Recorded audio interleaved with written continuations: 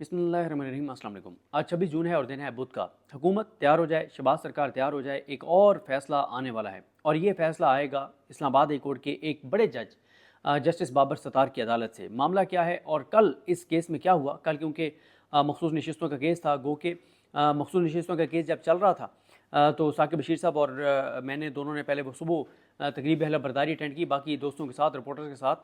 जो जस्टिस मलिक शहजाद अहमद खान साहब और जस्टिस शाहिद बिलाल साहब, जस्टिस अकील अब्बासी साहब, उन्होंने जो हलफ उठाया सुप्रीम कोर्ट के जज के तौर पर तीनों जजेज़ ने, तो वो तकरीब अटेंड करने के बाद क्योंकि ये वाली प्रोसीडिंग लाइव थी तो हमने कहा कि हम पहले वो अटेंड कर लें जो बाबर सत्तार साहब की अदालत में ऑडियो लीक्स केस है। ये ऑडियो लीक्स केस जो है वो बिल्कुल अपने इख्तितामी मराहिल में दाखिल हो चुका है और लगता यह है कि 2 समातों के बाद इसका फैसला आ जाएगा। अभी भी आज अगर इसका जो कल की समात है उसका रिटन ऑर्डर आता है तो उसमें भी एक बड़ी चीज़ सामने आएगी और उसमें भी एक बड़ा इकदाम करने जा रहे हैं जस्टिस बाबर सत्तार। लेकिन जिस वक्त इसका फाइनल फैसला आएगा तो वो इतना बड़ा फैसला होगा कि वफाकी हुकूमत के लिए बड़ी मुश्किलात खड़ी हो जाएंगी और मुझे लगता है कि इस फैसले के बाद तलखियाँ और ज़्यादा बढ़ेंगी। उसकी वजह यह है कि देखें अब मसला क्या है। हुकूमत और हुकूमत के मातहत इदारे हर काम में 2 नंबरी, हर काम में गैर कानूनी चीज़ें, हर काम में पाकिस्तान को बनाना, रिपब्लिक बनाना, हर चीज़ में अपनी ज़ात, अपने मफाद के लिए गलत चीज़ें करना। अब ये सब कुछ किया जा रहा है। 100% मुल्क में जंगल का कानून राइज है और जब कोई भी मामला इस्लामाबाद हाई कोर्ट के आज़ाद जजेज़ के पास जाता है, चाहे वो मियाँ गुल हसन औरंगज़ेब साहब हों, चाहे वो मोहसिन अख्तर कैनी साहब हों, चाहे वो तारिक महमूद जहांगीरी साहब हों, चाहे बाबर सत्तार साहब हों, चाहे सरदार इजाज़ इसा खान हों, चाहे अरबाब मोहम्मद ताहिर साहब हों, चाहे समन रिफत इम्तियाज़ साहब हों, इन जजेज़ के पास जब भी कोई मामला जाता है तो वो ऐसा फैसला देते हैं कि उसके बाद ये हुकूमत उन जजेस के ऊपर चढ़ दौड़ती है कि इन्होंने देखें ये फैसला कर दिया, ये फैसला कर दिया। जब आपने काम ही गलत किया है, जब आपने मुल्क को जंगल का कानून बना दिया है, तो ये वो जजेस हैं जो आज़ादाना फैसले करते हैं, जो चाबी वाले खिलौने नहीं हैं और जिनका कोई ज़ाती मफाद नहीं है, उनकी एक आइन के साथ कमिटमेंट है, वो उसके मुताबिक फैसले करते हैं। तो अब इसमें भी आप देखेंगे कि जो चीज़ें बाबर सत्तार साहब करने जा रहे हैं, क्योंकि मामला है क्या, 1 साल से केस चल रहा है। वैसे इस पर जो साकिब बशीर साहब हैं या एहतशाम कियानी साहब और हमारे हुसैन चौधरी साहब जो दोस्त हैं और ये सब ज़ीशान सैयद समेत, अवैस यूसुफ़ज़ई समेत, ये सब जो हमारे दोस्त हैं जो इस्लामाबादी को कवर करते हैं, इन्होंने तो एक समात इसकी अटेंड कर रखी है। वो इस पर बात करें तो वो मुझसे बेहतर एक्सप्लेन कर सकते हैं कि ये मामला किस हद तक जा चुका है। यानी मैंने तो इसकी कुछ समातें अटेंड की और ख़ासतौर पर कल की समात जो अटेंड की है। अब इसमें मामला ये है कि ये केस आया था इस्लामाबाद हाई कोर्ट में जब साकिब निसार साहब के बेटे नजमुल साकिब, उनकी एक पीटीआई के टिकट होल्डर के साथ बात हुई और उसको रिकॉर्ड किया गया, उसको एडिट किया गया, एडिट करके उसको टीवी चैनल्स पर चलवाया गया। फिर इसी तरह से बुशरा बीबी साहबा जो हैं वो लतीफ़ खोसा साहब से बात कर रही थी, उसको रिकॉर्ड किया गया, उसको रिकॉर्ड करके उसको टीवी चैनल्स पर चलवाया गया। और मेरा ख्याल है कि ये दोनों कॉल जो हैं ये रेगुलर कॉल्स थी, ये व्हाट्सएप कॉल्स नहीं थी, ये रेगुलर कॉल्स थी। जिस तरह से हम सिम से कॉल करते हैं, ये रेगुलर कॉल्स थी, ये दोनों रिकॉर्ड हुई।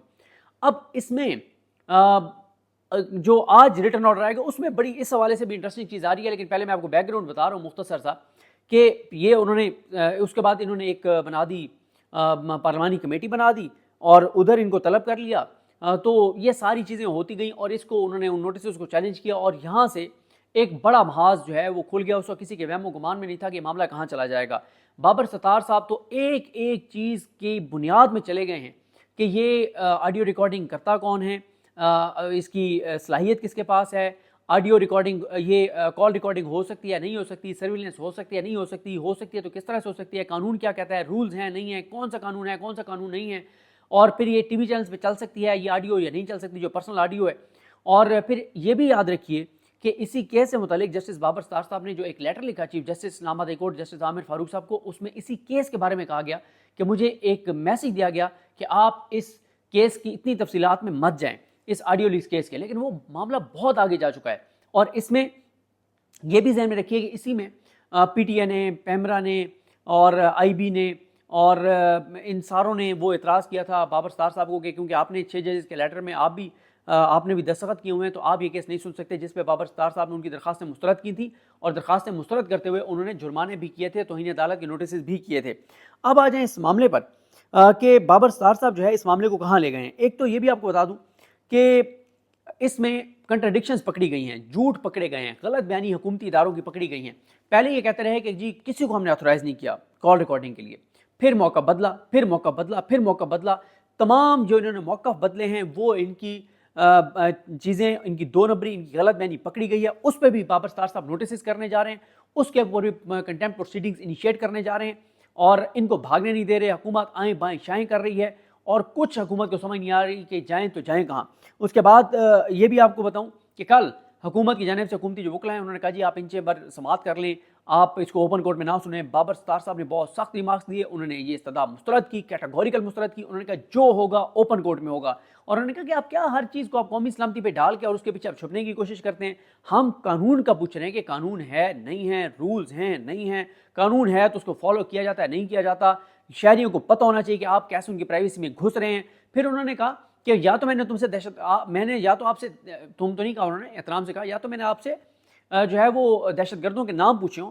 मैंने तो दहशतगर्दों के नाम नहीं पूछे, मैं तो सिर्फ ये पूछ रहा हूँ कि कानून है या नहीं है, रूल्स हैं या नहीं है। इसमें कौन सी प्राइवेसी, इसमें कौन सी मतलब कोई इतनी हसासियत है ये बताने में।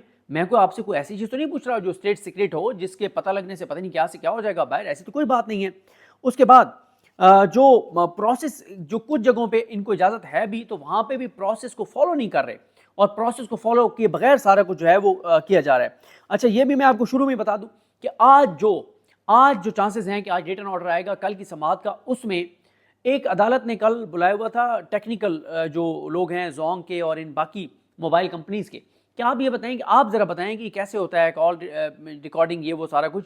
उसमें उन्होंने बताया है कि इन मोबाइल कंपनीज़ ने पीटीए के कहने पर सिस्टम खरीद के दिए हैं जो पाकिस्तान में 2 जगहों पे लगे हुए हैं, जिनसे ये पूरा हमारी ये जो आप में हम रेगुलर कॉल्स करते हैं, चाहे वो पीटी सेल से करें चाहे वो मोबाइल सिम से करें, रेगुलर कॉल्स वो उस सिस्टम से गुजरती हैं। और हर कंपनी के 2% जो यूज़र्स हैं, यानी यू फ़ोन के जो लाखों करोड़ों, अगर उनके यू फ़ोन या जोंग या जैज़ जिसके भी जितने भी हैं लाखों यूज़र्स हैं, करोड़ों यूज़र हैं, उनमें से 2% की कॉल्स जो है वो इंटेलिजेंस एजेंसीज रिकॉर्ड कर सकती हैं, मॉनिटर कर सकती हैं सब कुछ। इस चीज़ की भी लीगल बैकिंग नहीं है, इसके भी प्रोसेस को फॉलो नहीं किया गया। आज बहुत चांसेस हैं कि इस्लामाबाद हाई कोर्ट का कल की समाअत का जो रिटन ऑर्डर आएगा इसको रोक दिया जाए कि ये जब तक लीगल बैकिंग ना हो तो ये रिकॉर्डिंग भी आप नहीं कर सकते।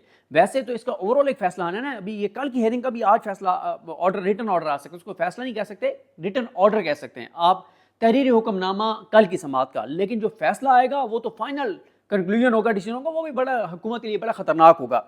उसके बाद ये जो सीडीआर हासिल की जाती है उसके ऊपर भी क्योंकि अदालत ने रोका हुआ है और अदालत ने कहा कि हमने तो कहा कानून को फॉलो करें, कानून और प्रोसेस को फॉलो करें। और उसके बाद आपको बताऊं कि जो ब्रांड्स बहुत सी जगहों पे इनको चाहिए होते हैं वो ये नहीं ले रहे, ब्रांड्स के बगैर ही सारी चीज़ें कर रहे हैं। और उसके बाद आपको बता देता हूँ कुछ और बहुत इंपॉर्टेंट चीज़ें जिससे आपको पता चलेगा कि ये मामला जाएगा तो जाएगा कहाँ पे। एक तो बाबर सत्तार साहब ने कहा, ये बहुत अहम रिमार्क्स हैं, उन्होंने कहा कि किसने आईजी को कहा है कि ब्रांड्स ना लें? क्या पार्लियामेंट बेवकूफ़ थी जिसने कानून बना दिया? आपने 11 साल में एक दफ़ा भी इस पर अमल नहीं किया। एक कानून है और आपको उस कानून के मुताबिक किसी का डाटा लेना है और किसी का रिकॉर्ड लेना है तो आपको वारंट चाहिए और आपने वारंट नहीं लिए। फिर बाबर सत्तार साहब ने कहा कि आपने कानून बनाया हुआ है तो सबको पता होना चाहिए कि कानून बना हुआ है, लोगों को पता होना चाहिए कि आप लोगों की प्राइवेसी में कैसे घुस रहे हैं। यहाँ तो अदालतों को नहीं पता कि आप क्या कर रहे हैं। ये नेशनल सिक्योरिटी का मामला नहीं है, ये नेशनल सिक्योरिटी का मामला आप बना के आप कहते हैं कि मैं इन चैम्बर सुनूँ, इन चैम्बर नहीं सुनूंगा, मैं आपकी सदा मुस्तरद कर रहा हूँ। मैं नेशनल सिक्योरिटी के सीक्रेट आपसे नहीं पूछ रहा, चैम्बर समाअत का मजाक शुरू नहीं करेंगे।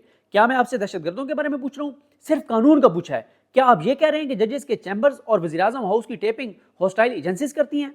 तो उस पर मुनव्वर इकबाल दुगल साहब जो एडिशनल अटॉर्नी जनरल हैं उन्होंने कहा जी ऐसा नहीं है। बाबर सत्तार साहब ने कहा कि पाकिस्तान वाहिद मुल्क नहीं है जो दहशतगर्दी के खिलाफ जंग लड़ रहा है। 9/11 के बाद और उससे पहले भी और अमेरिका के अलावा बहुत से मुल्क जो हैं वो दहशतगर्दी से लड़ रहे हैं और ये कोई रॉकेट साइंस नहीं है, हर जगह हिकमत अमली बनी हुई है, कवानीन बने हुए हैं। और आप दहशतगर्दी को इसे ये नहीं कह सकते कि हम किसी से कुछ नहीं पूछेंगे, हम किसी को जवाब दे नहीं हैं। और उन्होंने कहा कि इनके बताएं, या तो आप कहना कि कोई ऐसी बात है कि पाकिस्तान को बड़ा नुकसान हो जाएगा अगर ओपन कोर्ट में सुनेंगे तो। उन्होंने कहा खुदा का खौफ करें, एक सवाल आपसे पूछ रहा हूँ 1 साल से। उन्होंने कहा कि टेलीकॉम और टेलीग्राफ एक्ट के तहत रूल्स बने हैं या नहीं? जायज से वारंट लेना कैसे नेशनल सिक्योरिटी के लिए खतरा बन गया है जनाब? क्या पार्लियामेंट बेवकूफ़ है जिसने कानून बनाया था कि भाई अगर आपको किसी का डाटा चाहिए चीज़ आप उसको जायज से वारंट लें, आप फिर जाएं ताकि रिकॉर्ड के ऊपर हो। और अब तक ये भी उन्होंने मांगा है कि अब तक अगर कोई ऐसा वारंट मौजूद है تو وہ ریکارڈ دیں، وہ بھی ریکارڈ کوئی نہیں ہے. یعنی آج تک جتنا ڈیٹا حاصل کیا گیا ہے شہریوں کا، جتنی سرویلنس کی گئی ہے وہ بغیر لیگل بیکنگ کے کی گئی ہے. اس کے بعد انہوں نے کہا کہ آپ کو 1 سال سے میں چیزیں پوچھ رہا ہوں، آپ مجھے بتانے کے لیے تیار نہیں ہیں، بتاتے ہیں تو آپ جھوٹ بولتے ہیں، غلط بیانی کرتے ہیں. یہ کنڈکٹ ہے وفاقی حکومت کا. اور انہوں نے کہا کہ اگر آپ کو میرے آرڈر سے کوئی مسئلہ ہے تو جائیں اور سپریم کورٹ سے اس کو کالعدم کروائیں، ورنہ آپ کو یہاں جواب دینا ہوگا. یہاں رپورٹس میں کئی موقع بدلے گئے. عدالت جال سازی جو عدالت کے ساتھ کی گئی اس پہ کارروائی بھی آپ کے خلاف ہو سکتی ہے. اور انہوں نے کہا یا تو کہہ دیں آپ کہ آپ قانون سے بالا تر ہیں، لیکن کوئی قانون سے بالا تر نہیں ہے. اس کے بعد انہوں نے کہا کہ جو ہے وہ پھر ایک بار انہوں نے کہا کہ جو ہے نا وہ آپ ان چیمبر کر لیں. انہوں نے کہا نہیں کروں گا ان چیمبر.